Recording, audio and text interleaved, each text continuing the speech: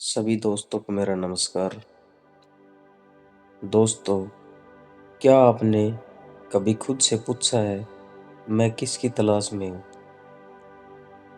क्या सच में हम जो खोज रहे हैं वह बाहर है या कहीं हमारे ही भीतर छिपा हुआ है? आज हम बात करेंगे उस यात्रा की जो पैरों से नहीं, भीतर से शुरू होती है। आत्म यात्रा। सोचिए, अगर मुसाफिर भी हम ही है और मंजिल भी हम ही है, तो फिर हम बाहर क्यों भटक रहे हैं? आज मैं आपको किसी धर्म, किसी मंदिर या किसी परंपरा की बात नहीं करूंगा। आज बात होगी खुद तक पहुंचने की,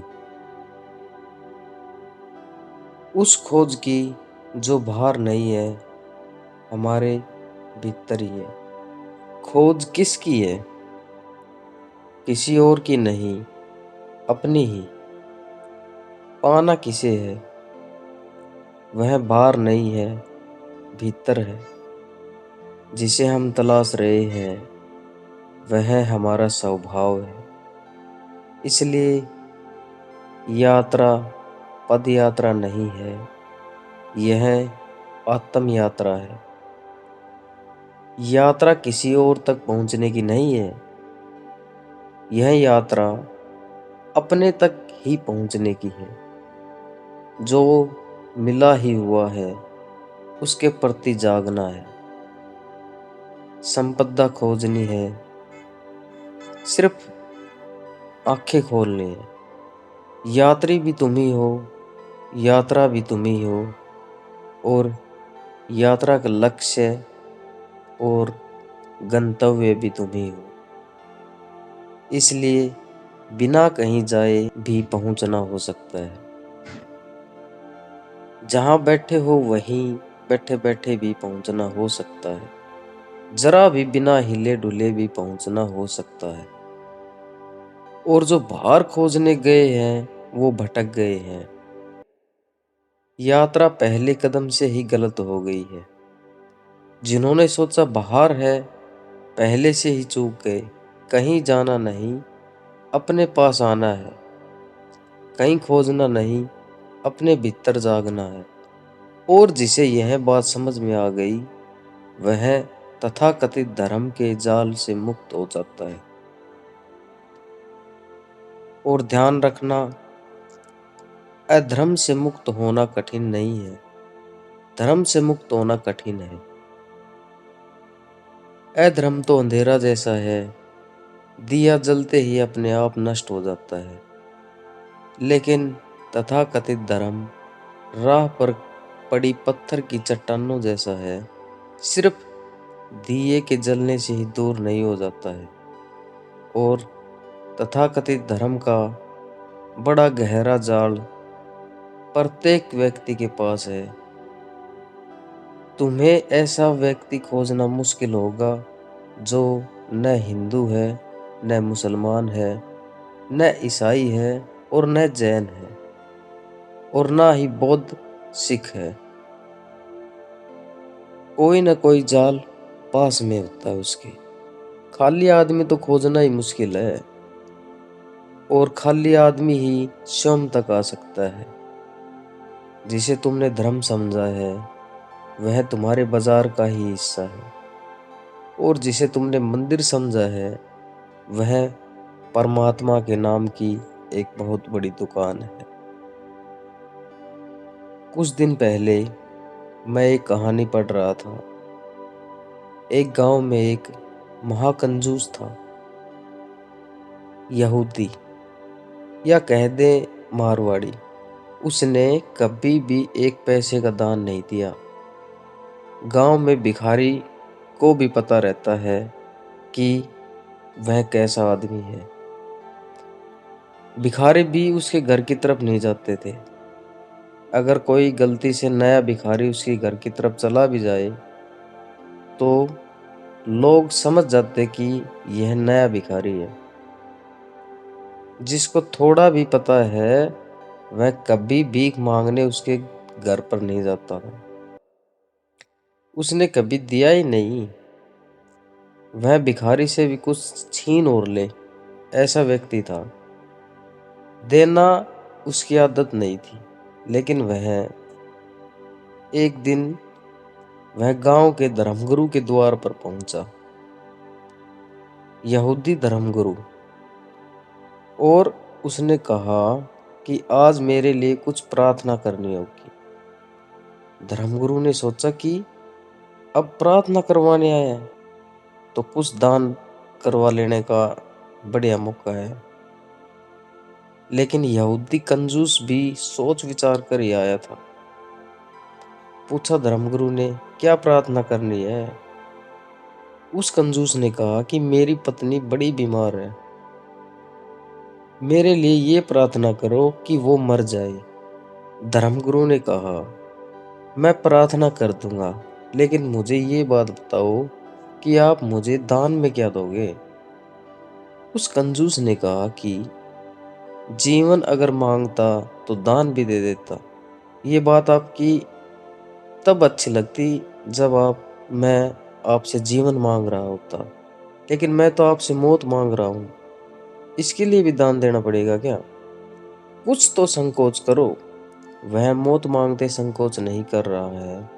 कुछ तो थोड़ा ख्याल करो, कुछ तो दया करो। धर्मगुरु ने देखा कि इतना आसान नहीं है मामला। उसने कहा, कुछ भी हो, मौत हो कि जीवन हो, प्रार्थना तो तभी हम करेंगे जब कुछ आप हमें दान दोगे।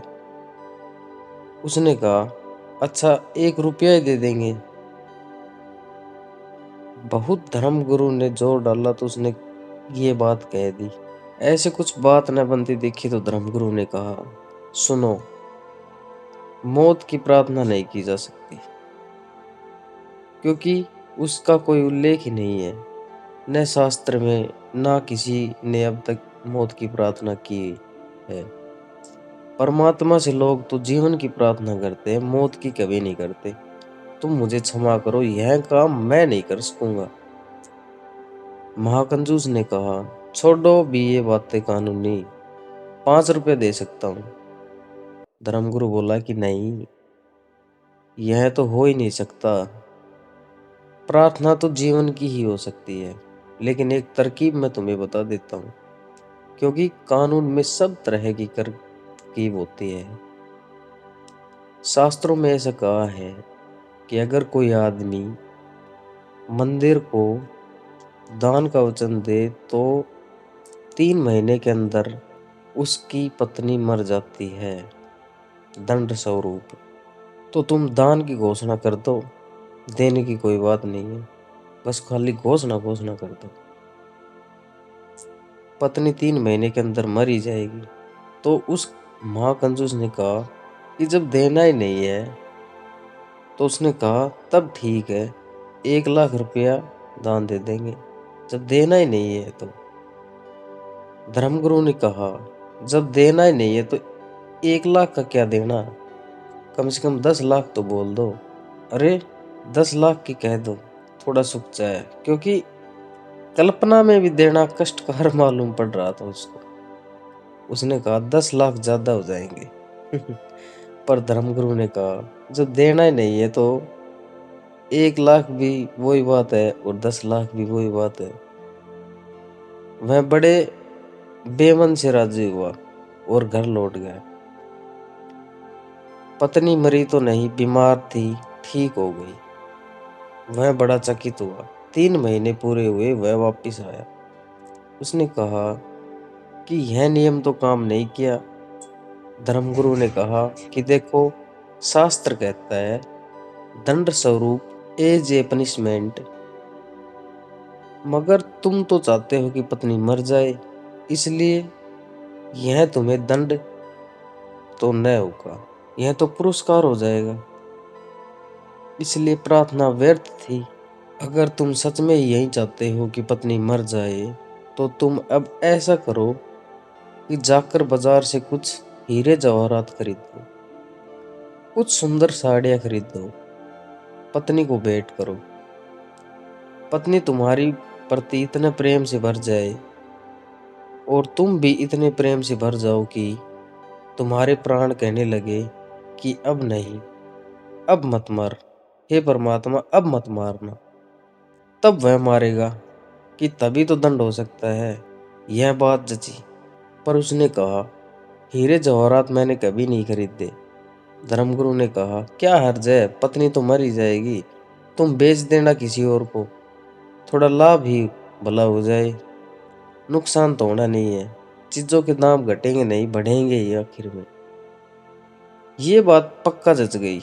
वह गया और हीरे जवाहरात खरीदे, बढ़िया बढ़िया साड़ियाँ खरीदी, क्योंकि उसने कभी इतना सामान खरीदा ही नहीं था। पत्नी तो हैरान हो गई कि इसमें ऐसा क्या हुआ, क्या बदला हुआ। निश्चित ही धर्मगुरु की कृपा हुई होगी, मंदिर गया इसलिए हुआ होगा। उसने भी पहली दफा उसे प्रेम से देखा और पत्नी उसे इतना प्रेम करने लगी कि उस कंजूस को भी पहली दफा ऐसा महसूस हुआ कि यह पत्नी तो अनूठी है।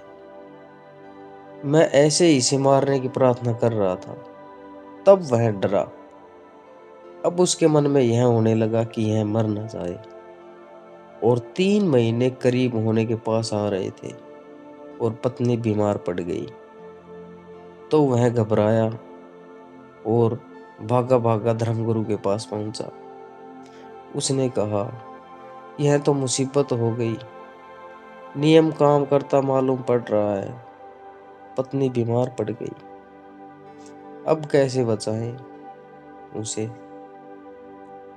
धर्मगुरु ने कहा, वह जो 10 लाख दान ने दिया था वह दान दे दो, अब तो बचने का और कोई उपाय नहीं।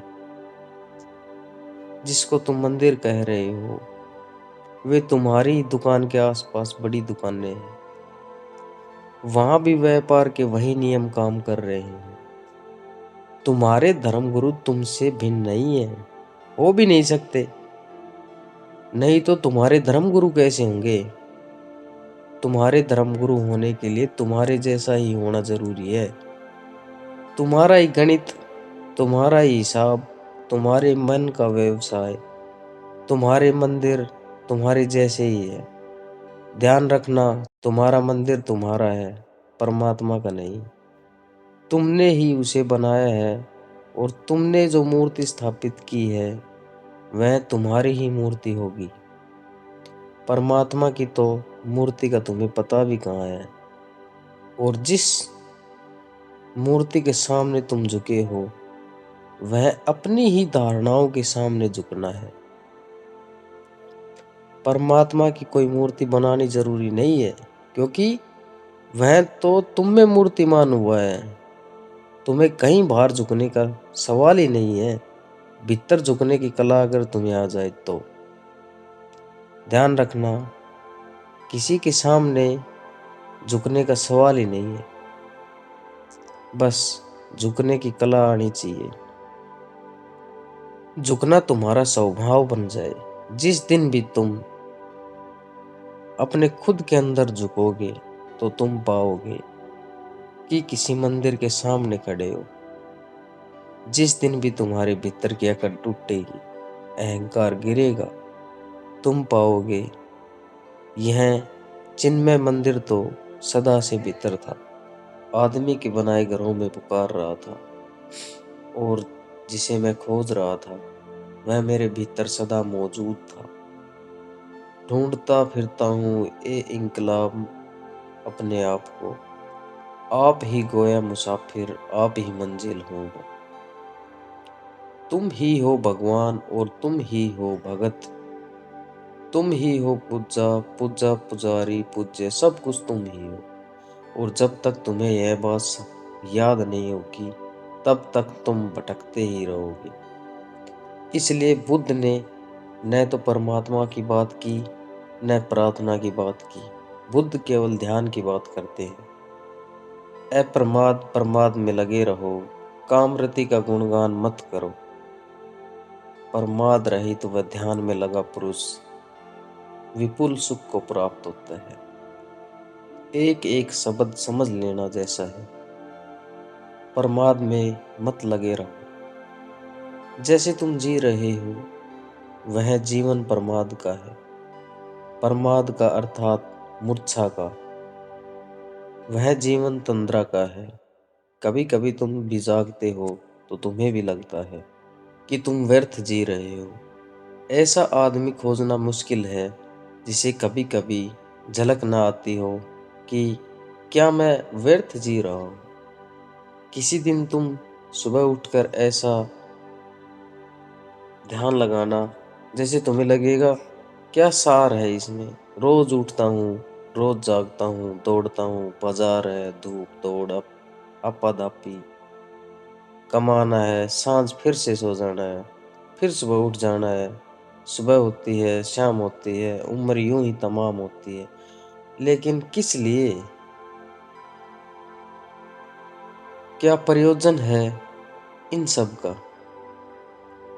एक दिन ऐसे ही दौड़ते दौड़ते राहों में गिर जाऊंगा, धूल धूल से मिल जाएगी। क्या परिणाम होगा इन सब यात्राओं का? और तुम कोई पहले नहीं हो। तुम जिस धूल पर चल रहे हो वह न मालूम कितने लोगों को अपने आप में समा चुकी है। तुम जिसे रास्ता कहते हो वहां कितने लोगों का मरघट बन गया होगा। थोड़े गौर से अपने चारों तरफ देखो तो दिखाई पड़ेगा। आग बुझी हुई इधर उधर, टूटी हुई तनाब उधर। क्या खबर इस मुकाम से गुजरे हैं कितने कारवां। जरा गौर से देखो अपने चारों तरफ। आग बुझी हुई इधर, टूटी हुई तनाब उधर। कितने खंडहर पड़े हैं, कहीं आग बुझी पड़ी है। जैसे किसी ने कभी जल्दी ही थोड़े ही समय पहले रोटी बनाई हो। चीजें टूटी फूटी पड़ी है, कोई गुजरा है। क्या खबर इस मुकाम से गुजरे हैं कितने कारवां। कितने लोग, कितने यात्री इस मुकाम से गुजर सके हैं और खो गए।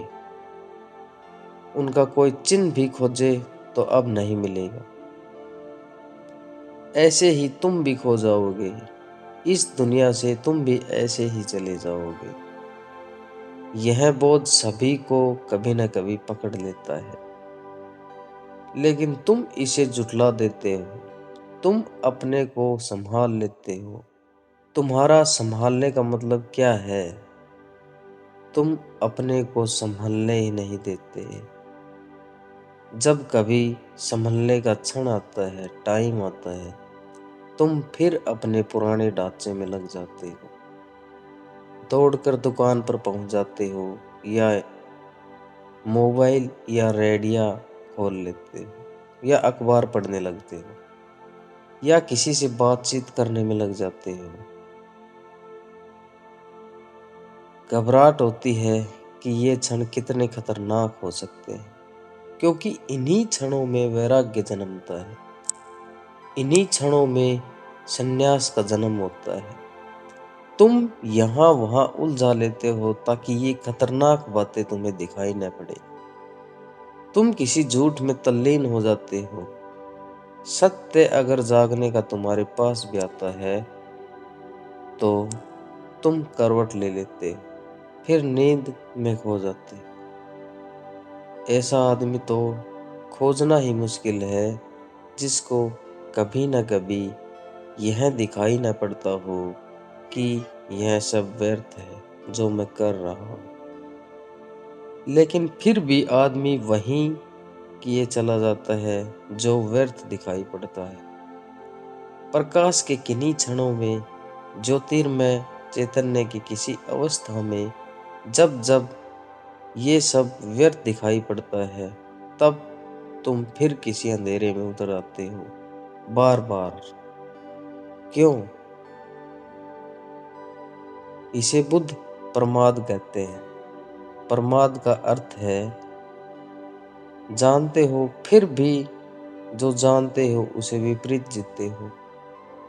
जानते हो आग में हाथ डालोगे तो हाथ जलेगा, फिर भी डालते हो। पुराने घाव भी नहीं मिट पाते और फिर हाथ डाल देते। निश्चित ही तुम होश में नहीं हो सकते, बेहोश हो, कोई बड़ी गहरी निंद्रा में हो। प्रमाद में मत लगे रहो। ये जो कभी कभी प्रकाश के क्षण तुम्हारे जीवन में आते हैं, इनको सहारा दो, सहयोग दो, इनको घना करो, इनको पुकारो, इनकी प्रार्थना करो, इनका स्वागत करो, इनको संभालो अपने भीतर, इनको समझाओ, क्योंकि इनसे बड़ी कोई संपदा नहीं है। और अगर तुम इसके साथ सहयोग करोगे, स्वागत करोगे, इन्हें स्वीकार करोगे, अंगीकार करोगे, तो ये क्षण बढ़ते जाएंगे। इन क्षणों के बढ़ते जाने का नाम ही ध्यान है। ध्यान का अर्थ है जागा हुआ दिमाग, और प्रमाद का अर्थ है सोया हुआ चित्त। इसलिए बुद्ध और महावीर ध्यान के लिए अप्रमाद शब्द का प्रयोग करते हैं। प्रमाद में मत लगे रहो। काफी लगे रहे हो और तुम हजार बहाने खोज लेते हो कि मुझे ये सब करना है। तुम कहते हो अभी अभी बच्चे बड़े हो रहे हैं। तुम कहते हो अभी तो महत्वाकांक्षा के दिन है, थोड़ा और कमा लूं। तुम कहते हो अभी तो मैं जवान हूं। ये धर्म और वैराग्य है, ये तो बुढ़ापे की बातें हैं। एक युवक को मैंने संन्यास दिया। उसका बुढ़ा बाप आ गया। बुढ़े बाप की उम्र होगी कोई 70-75 के समथिंग। उसने कहा, आप भी क्या अन्याय कर रहे हो, जवान आदमी को संन्यास दे रहे हो। शास्त्रों में तो कहा है कि संन्यास तो अंत में लेने की बात है। मैंने कहा, छोड़ो, तुम्हारे लड़के का संन्यास वापस ले लेंगे। तुम संन्यास लेने को तैयार हो? तुम तो 70-75 के करीब हो। कब? आखिर वह आदमी मुस्कुराने लगा। उसने कहा, आपकी बात ठीक है, लेकिन अभी बहुत दूसरे काम भी पड़े हैं, अभी दूसरी उलझने भी पड़ी हैं। तो मैंने कहा कि इस लड़के का मैं संन्यास वापस ले सकता हूँ, अगर तुम संन्यास लेने के लिए तैयार हो। तुमने ही कहा है ना, इसलिए कह रहा हूँ। मगर वह आदमी सिर्फ तर्क दे रहा था, लड़के को संन्यास से बचाने का। खुद संन्यास लेने के लिए वह तर्क काम नहीं कर रहा था। लोग जवान रहते हैं तब कहते हैं अभी तो जवान हूँ, और जब बूढ़े हो जाते हैं तब वे कहते हैं अब तो बूढ़े हो गए बस। जब कश्ती साबित और सालिम थी, साहिल की तमन्ना किसको थी? अब ऐसी शिकस्ता कश्ती पर साहिल की तमन्ना कौन करे? जब नाव जवान थी, जब कश्ती जवान थी, साबित और सालिम थी, तो साहिल की तमन्ना किसको थी? तब कौन फिक्र करता किनारे की, कौन आकांक्षा करता किनारे की? प्रमाद से भरा चित्त अपने सोने के लिए उपाय ही खोजता रहता है। जवान हो तब कहता है अभी जवान हूँ, बूढ़ा हो जाए तो कहता है बूढ़े हो गए, अब क्या कर सकेंगे, बच्चे बच्चे हैं, कैसे संन्यास हो जाए। जवान जवान है, अभी तो जिंदगी बहुत शेष है, बूढ़े बूढ़े हो गए, अब तो कुछ शेष ही नहीं रहा। तुम प्रमाद के लिए सिर्फ तर्क खोजते हो। प्रमाद को जो तर्क सहारा देता है, उसी को शास्त्रों में कुतर्क कहा गया है। प्रमाद से जो जागता है, उसी तर्क को शास्त्रों ने सूतर्क कहा गया। जो तर्क तुम्हें नींद में डुबाए रखता है, वह आत्मघाती है, वह जहर है। उसमें दबे दबे तुम मर जाओगे। उसमें बहुत मर चुके हैं। तर्क का उपयोग अपने को जगाने के लिए करना। जैसे जैसे तुम जागने के लिए थोड़ा रास्ता बनाओगे, तुम पाओगे जागृति के और क्षण आने लगे। तुम जितना जितना जागृति के लिए उत्सुक होने लगोगे, प्रतीक्षा करने लगोगे, उनसे ज्यादा क्षण आने लगेंगे। जिसे तुम चाहते हो वह आ ही जाता है। बुद्ध का एक अनूठा वचन है कि आकांक्षा सोच विचार कर करना, क्योंकि आकांक्षाएं पूरी हो जाती है। जिसे तुम चाहते हो वह आ ही जाता है, देर सवेर तक। इसलिए आकांक्षा सोच समझ कर करना। अगर धन मांगा, धन आ जाएगा, एक दिन आ ही जाएगा। अगर पद मांगा, पद आ जाएगा, एक दिन वो भी आ ही जाएगा। क्योंकि आदमी जो चाहता है धीरे धीरे उस तरफ खिंचता चला जाता है। जिसकी आकांक्षा होती है उसका प्रयास भी होने लगता है।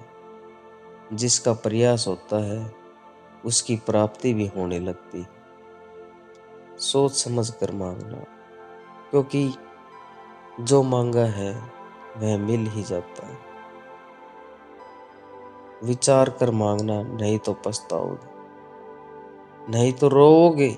क्योंकि इतने दिन मांगने में गए, इतने दिन जो मांगा उसको इकट्ठा करने में गए, अब वह मिल भी गया और कुछ भी नहीं मिला।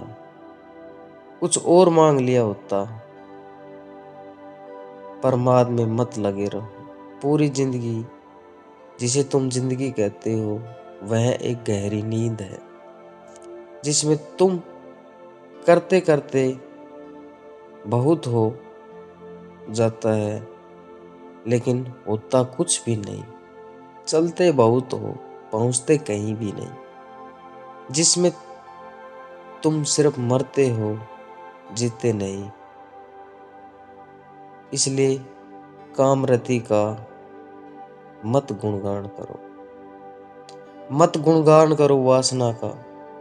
क्योंकि जितना तुम गुणगान करते हो उतने ही गुणगान से प्रभावित होते चले जाते हो। आदमी आत्म सम्मोहन में गिरता है।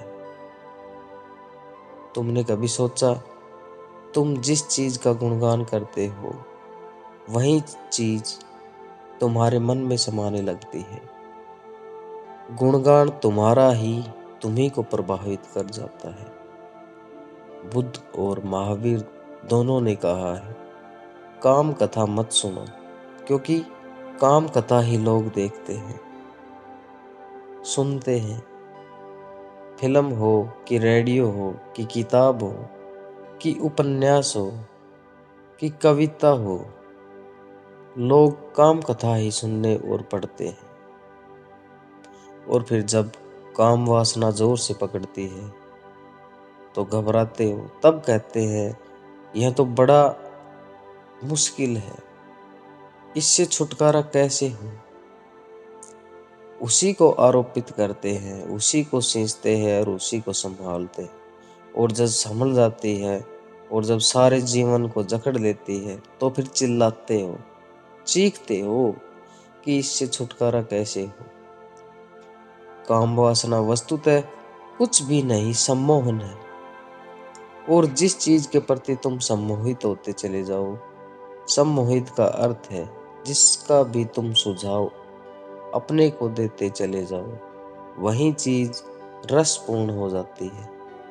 रस आदमी स्वयं डालता है। रस वस्तु में नहीं है, तुम डालते हो। इसलिए प्रत्येक संस्कृति, प्रत्येक सभ्यता अलग अलग तरह की चीजों में उत्सुक हो जाती है।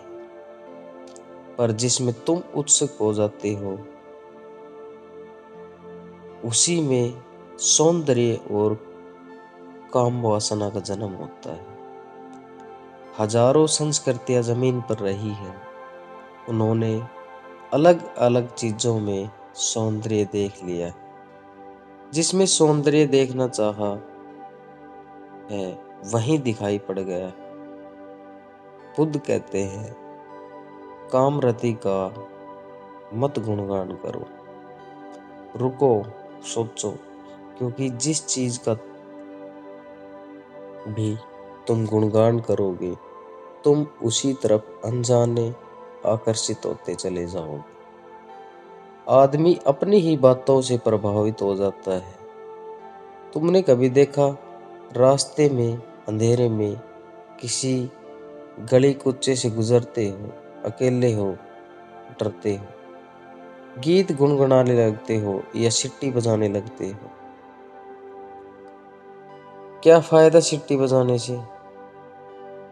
तुम्हारी सिट्टी है ना, कोई इससे कुछ सार तो नहीं हो जाएगा, लेकिन अपनी ही सिट्टी की आवाज सुनकर हिम्मत बढ़ जाती है, जैसे कि अकेले नहीं हो। या फिर गाना गुनगुनाने लगते हो, अपने ही गाने की गर्मी में शरीर में जान आ जाती है, लगता है जैसे अकेले नहीं हो। तुमने अपने जीवन को अपने ही सुझावों से भर लिया है। तुम उन्हीं में गिरे हो, उन्हीं में दबे हो। तुम्हारा सुझाव ही तुम्हारा संसार है, तुम्हारा आत्म सम्मोहन, ऑटो हिम्प्रोसिस ही तुम्हारा संसार है। और जब बुद्ध या शंकर कहते हैं संसार माया है, तो तुम यह मत समझना कि इन वृक्षों, चांद तारों के संबंध में कह रहे हैं। वे उस संसार के संबंध में कह रहे हैं जो तुमने अपने चारों तरफ खड़ा कर लिया है, जिसको तुमने ही अपने सपनों में रंग लिया है, जिसके रंग तुम्हारे मन के दिए हुए हैं। यह संसार तो बड़ा सत्य है, लेकिन इस संसार का तो तुम्हें पता ही नहीं है। तुम्ही तो वही दिखाई पड़ता है जो तुम देखना चाहते हो। तुम्हें तो वही दिखाई पड़ता है जिसकी तुम कामना करते हो। पूरी मनुष्य जाति कामरति के गुणगान में पागल हुई जा रही है। तुम्हारे कवि 100 में से 99% काम वासना का गुणगान करते हैं। तुम्हारे उपन्यासकार काम वासना के शास्त्र लिखते हैं। तुम्हारे फिल्म निर्माता काम वासना की फिल्में बनाते हैं, और हर चीज काम वासना के आसपास घूम रही है। अगर कार भी बेचनी हो तो एक नग्न स्त्री का या सुंदर स्त्री को उसके पास खड़ा करना पड़ता है। कार नहीं बिकती, सुंदर स्त्री बिकती है। कुछ भी बेचना हो, दंत मंजन बेचना हो कि टूथपेस्ट बेचना हो, तो एक स्त्री के हंसते हुए दांत दिखाई पड़ते हैं। वे दांत बिकते हैं। कुछ भी, छोटी सी चीज से लेके बड़ी चीज तक, सारे बाजार में काम वासना बिकती है। और अगर फिर तुम राम को पाना चाहते हो, बड़ी मुश्किल में पड़ जाते हो। अपना ही दल खड़ा कर लेते हो, उसमें खुद भी उलझ गए हो और दूसरों को भी उलझा के रखते हो। बुद्ध कहते हैं कामरति का गुणगान मत करो, क्योंकि वह गुणगान तुम्हें सुलाएगा, वह लोरी बनाएगा और तुम प्रमाद में डूब जाओगे। अगर गुणगान ही करना हो तो निर्वाण का करो, मोक्ष की चर्चा करो। अगर गुणगान ही करना है तो सत्य का करो, सपनों का नहीं। लेकिन सत्य को सुनने को कौन आता है? सत्य का गुणगान सुनने की किसकी इच्छा है? सत्य की बात सुनकर कड़वी लगती है, क्योंकि सत्य तुम्हारे सपनों को तोड़ता है। सत्य दुश्मन जैसा मालूम पड़ता है। इसलिए तो बुद्धों को हम पत्थर मारते हैं, जीसस को सूली पर लटका देते हैं, सुकरात को जहर पिला देते हैं। हम बर्दाश्त नहीं करते इन लोगों को, ये खतरनाक है। हम मजे से सो रहे हैं और गहरी नींद ले रहे हैं और बड़े मधुर सपनों में डूबे हैं। और ये जो ना समझ आकर जगाने लगते हैं कि जागो, सुबह हो गई। जैसे सर्दी की रात में अगर तुम्हें किसी को कहा कि सुबह उठा देना, हालांकि तुमने ही कहा है, लेकिन जब वह तुम्हें उठाता है तो मन में नाराजगी आती है कि यह दुष्ट आ गया। कहा तुम्ही ने था। तो जब साधारण सर्दी की रात में सुबह उठने में ऐसी कठिनाई हो जाती है, लोग अलार्म घड़ी को उठा पटक कर फेंक देते हैं। अलार्म घड़ी का क्या कसूर है? तुम्ही ने भरा था अलार्म, तुम्ही ने बिस्तर के पास रखी थी। तो तुम सोचो, जो जन्मों जन्मों की जीवन की तंद्रा के बाद कोई बुद्ध पुरुष से तुम्हारा सौभाग्य से मिलना हो जाता है, तो तुम्हें दुर्भाग्य ही मालूम पड़ता है कि यह और कहाँ की मुसीबत आ गई। चुपचाप मजे से सपना लिए जा रहे थे, एक करवट और लेते, थोड़ा और सो लेते। ध्यान रखो, अगर तुम बुद्ध पुरुषों की वाणी भी सुनते रहो, तो भी धीरे धीरे तुम पाओगे तुम्हारे आसपास जो झूठ का एक जाल था, वह खिसकना शुरू हो गया। सत्य की एक किरण भी गहन से गहन अंधेरे को तोड़ने में समर्थ है।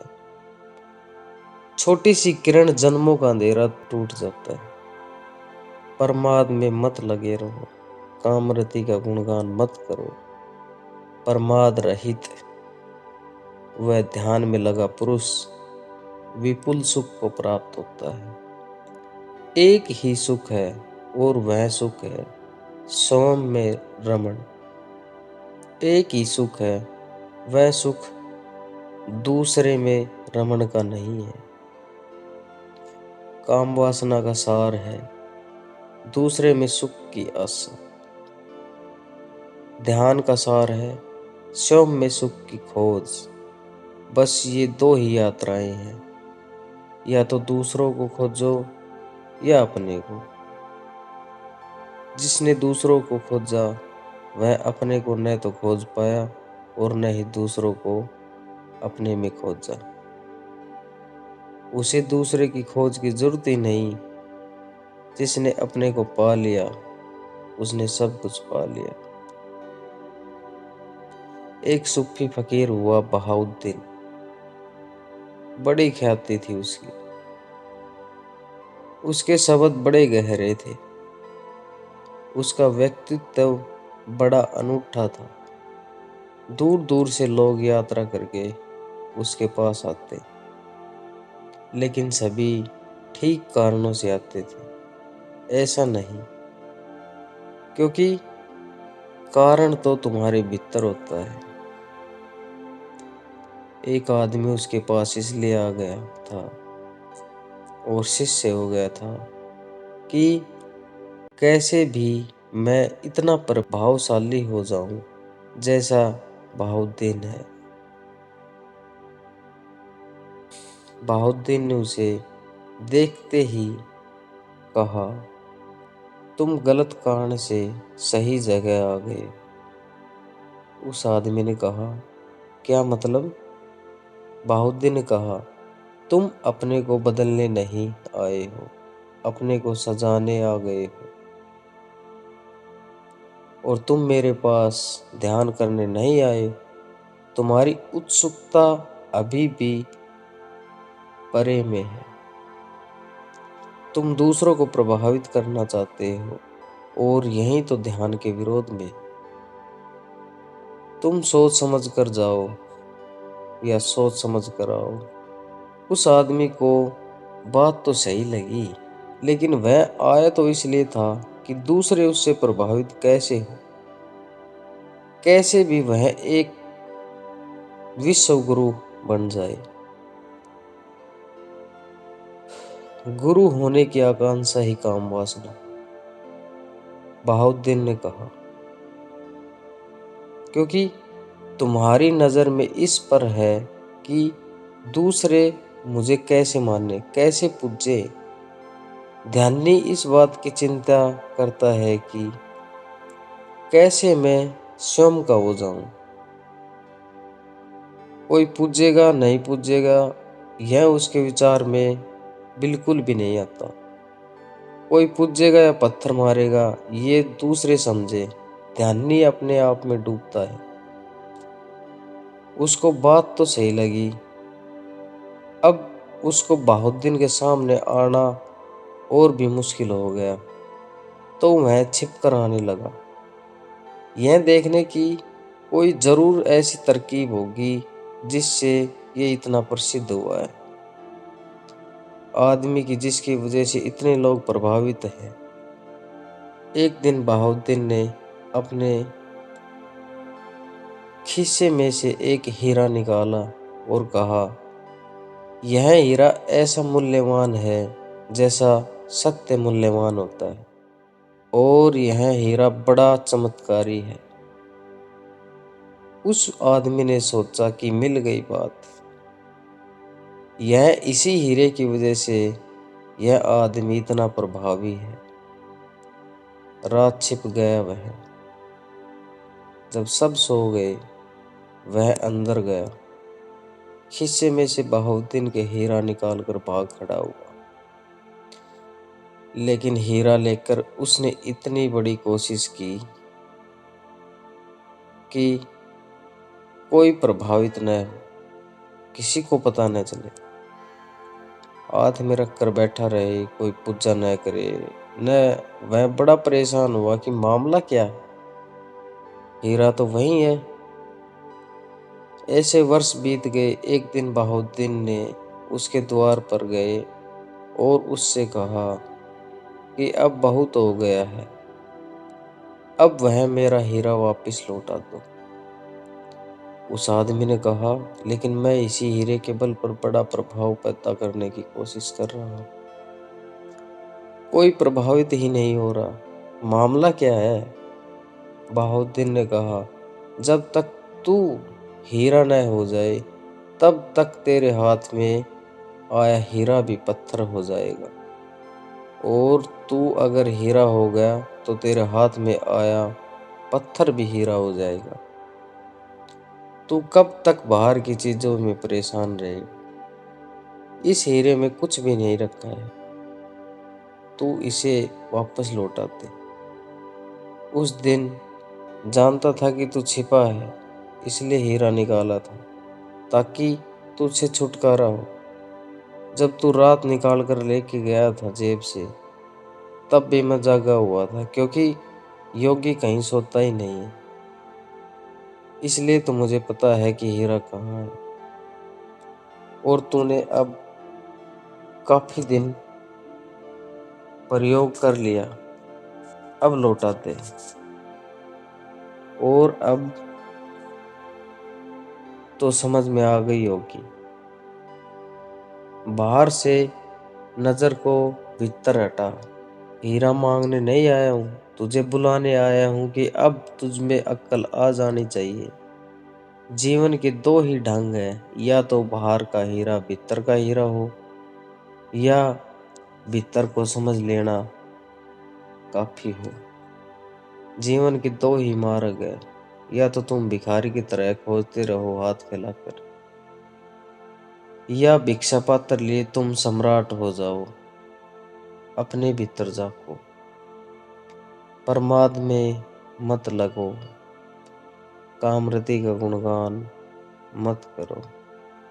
प्रमाद व ध्यान में लगा पुरुष विपुल सुख को प्राप्त होता है। धन्यवाद।